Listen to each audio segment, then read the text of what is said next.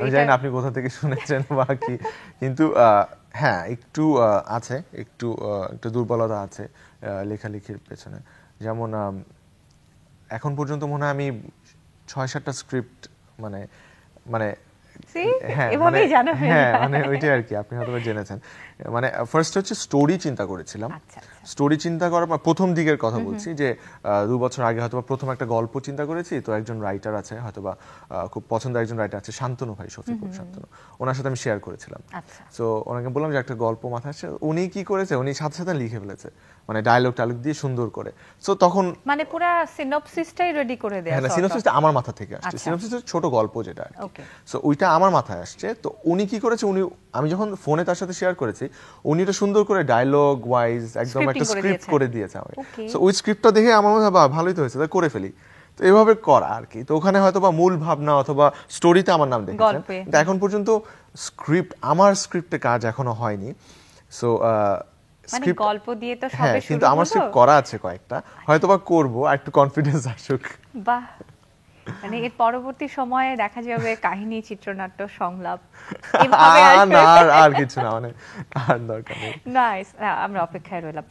ছোটবেলা থেকে মানে মানুষের এইম ইন লাইফ থাকে না, আমরা ছোটবেলায় এইম ইন লাইফ এসে পড়েছি, তারপরে পরবর্তী সময়ে আস্তে আস্তে আস্তে আস্তে বদল হতে থাকে সিচুয়েশনের কারণে।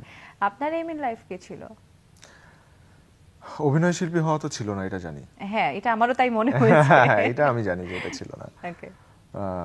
কিন্তু ভালোবাসাটা দিন বে দিন বেড়েছে যখন প্রফেশন, মানে প্যাশন থেকে প্রফেশন হয়েছে। তো আর মানে ছোটবেলায় কিভাবে হলো এই জায়গায় আসা? ছোটবেলাটা বলিনি আগে, ছোটবেলায় এইম ইন লাইফ ছিল I wanted to be a businessman, because আমার বাবা বিজনেসম্যান ছিল। সো দেখতাম যে সে টুকটাক মানে মানে তাকে দেখে আসলে হয় না যে একটা রোল মডেল, একটা আইডল থাকে। সো বাবাকে দেখে আসলে ওইটা করা যায়, আমি হয়তো তার মতো হব, কিন্তু এই সেক্টরে আসবো, অভিনয় করব ক্যামেরার সামনে। I was a very shy child, very shy, মানে এত, এটা আমরা এর আগে শুনেছি যে জোহান ভীষণ লাজুক একটা ছেলে, মানে এত ইন্ট্রোভার্ট ছিলাম যে মানে আমি স্কুলে ফ্রেন্ডস খুব কম ছিল, মানে কথাবার্তা খুব কম বলতাম। এই কারণে আমার যে ক্লাসমেটরা ছিল আমাকে খুব মানে টিজ করে না। হ্যাঁ মানে হ্যাঁ মানে আমার বেস্ট ফ্রেন্ড এখন যে, সে ক্লাস 3-তে থাকতে আমাকে টিজ করতো, সে এখন আমার বেস্ট ফ্রেন্ড। সো মজার ব্যাপার এটা। সো আমার এটা ইচ্ছে ছিল না, চুপচাপ ছিলাম, কনফিডেন্স ছিল না যে আমি পারবো কিনা, কিন্তু আস্তে আস্তে ওই শখ থেকে প্যাশন থেকে প্রফেশন, সো এখন আসলে ভালোবাসার জায়গাটা অন্যরকম এটার প্রতি। কিন্তু মানে এই সেক্টরে আসাটা হওয়া কি করে, মানে আসা হলো কি করে?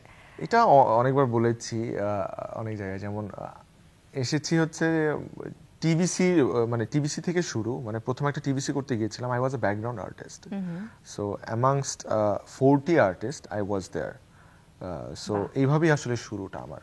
So I got a phone call from a friend, যে বলেছিল যে একটা টিবিসি আছে করবো না, আমার শখ ছিল, তো আমি মানা করি নাই। ব্যাক ইন 2011, সো 2011-এ আমি এরকম যাওয়ার পর এই যে শুরু হয়, একটা করতে গিয়ে আরেকটা, একটা করতে গিয়ে আরেকটা, এভাবে আসলে একটু করে স্ট্রাগল করা।